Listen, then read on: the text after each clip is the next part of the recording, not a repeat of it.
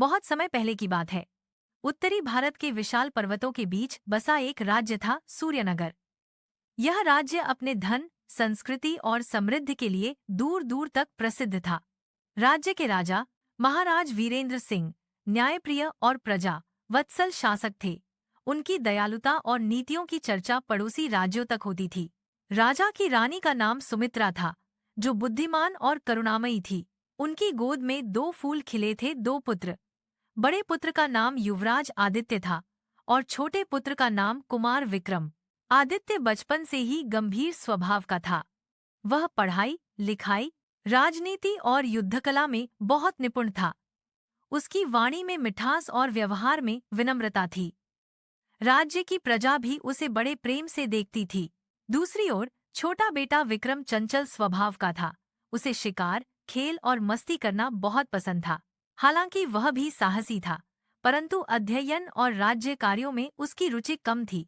राजा अक्सर सोचते थे, मेरे दोनों बेटे दो दिशाओं की तरह हैं। एक पूर्व की तरह प्रकाश फैलाता है और दूसरा पश्चिम की तरह रंगीन आकाश दिखाता है। समय बीतता गया। दोनों राजकुमार युवा हो गए। अब समय था कि उन्हें राज्य, कार्य और जिम्मेदारियों से परिचित कराया जाए।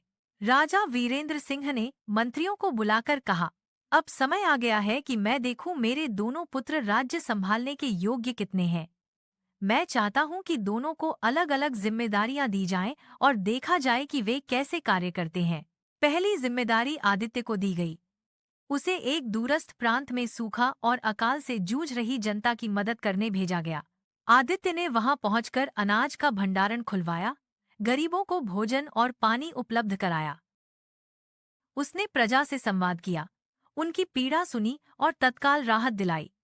कुछ ही समय में वह प्रांत खुशहाल होने लगा। जब विक्रम की बारी आई, तो उसे पड़ोसी राज्य से व्यापार बढ़ाने की जिम्मेदारी दी गई। लेकिन विक्रम अपनी लापरवाही और शौकीन जीवन में इतना खो गया कि व्यापार की बजाय शिकार और दावतों में समय गंवा दिया। व्यापार घाटे में चला गया और राजा को बड़ी चिंता हुई। रानी सुमित्रा ने यह सब देखा। एक रात उसने छोटे बेटे विक्रम को पास बुलाया और बोली, बेटा, याद रखो, राजकुमार होना केवल ऐशो आराम नहीं है। राजकुमार का पहला कर्तव्य है अपनी प्रजा की सेवा करना। तुम्हारे बड़े भाई आदित्य को लोग इसीलिए नहीं चाहते कि वह राजा का बेटा है, बल्कि इसलिए कि वह उनका दुख दर्द समझता है। अगर तुम भी प्रजा का विश्वास जीतना चाहते हो, तो तुम्हें खुद को बदलना होगा। विक्रम ने यह सब सुना, परंतु उसके मन पर गहरा असर नहीं पड़ा। वह अब भी सोचता था कि राजगद्दी उसका अधिकार है, चाहे वह किसी भी रूप में हो। कई वर्ष बीत गए। अचानक सूर्यनगर पर एक बड़ा संकट आ पड़ा।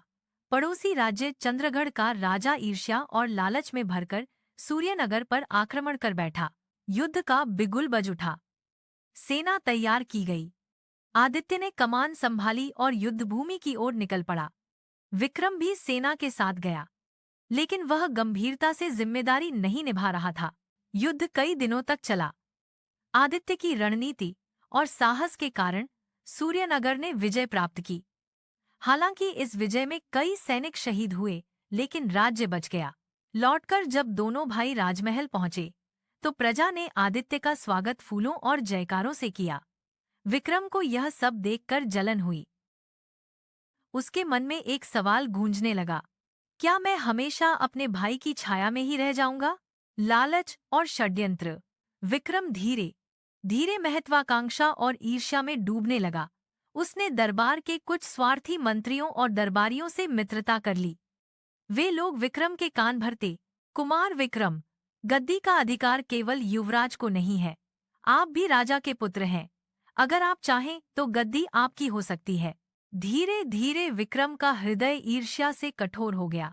उसने षड्यंत्र रचना शुरू कर दिया। उसने सोचा, अगर मैं आदित्य को रास्ते से हटा दूं, तो गद्दी मेरी हो जाएगी। सच्चाई का उद्घाटन। एक दिन विक्रम ने आदित्य को शिकार पर चलने का निमंत्रण दिया। दोनों भाई घने जंगल में पहुंचे। विक्रम के मन में कुटिल योजना थी कि वह किसी तरह आदित्य को खतरे में डाल देगा।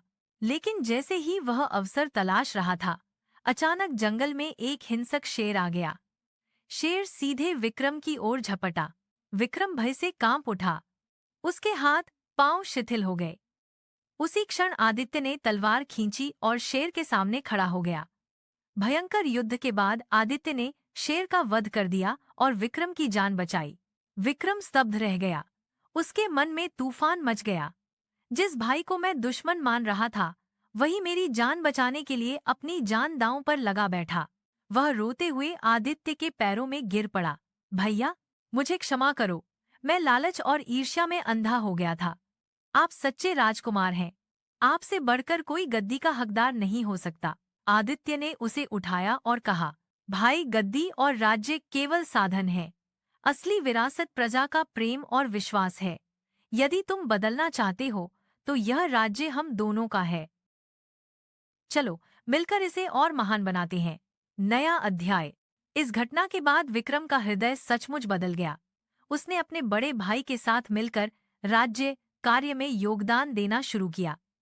आदित्य ने उसे व्यापार और विदेश नीति की जिम्मेदारी सौंपी। अब वह जिम्मेदारी के साथ काम करता और धीरे धीरे जनता का प्रिय बन गया। राजा वीरेंद्र सिंह ने जब यह परिवर्तन देखा तो वे गदगद हो उठे। उन्होंने कहा, सच्चा राजा वही है जो अपने स्वार्थ से ऊपर उठकर प्रजा की भलाई सोचे। तुम दोनों बेटों ने अब यह साबित कर दिया है कि तुम सूर्यनगर के उज्जवल भविष्य हो। कहानी का संदेश। इस कहानी से हमें यह शिक्षा मिलती है कि 1. ईर्ष्या और लालच इंसान को अंधा बना देते हैं, परंतु प्रेम और त्याग से मनुष्य का हृदय बदल सकता है। 2. नेतृत्व का असली अर्थ प्रजा की सेवा है, केवल गद्दी या शक्ति का आनंद नहीं। 3. भाईचारा और एकता किसी भी परिवार या राज्य की सबसे बड़ी ताकत होती है। 4. गलती करने वाला यदि पश्चाताप करे और बदल जाए तो वह भी महान बन सकता है।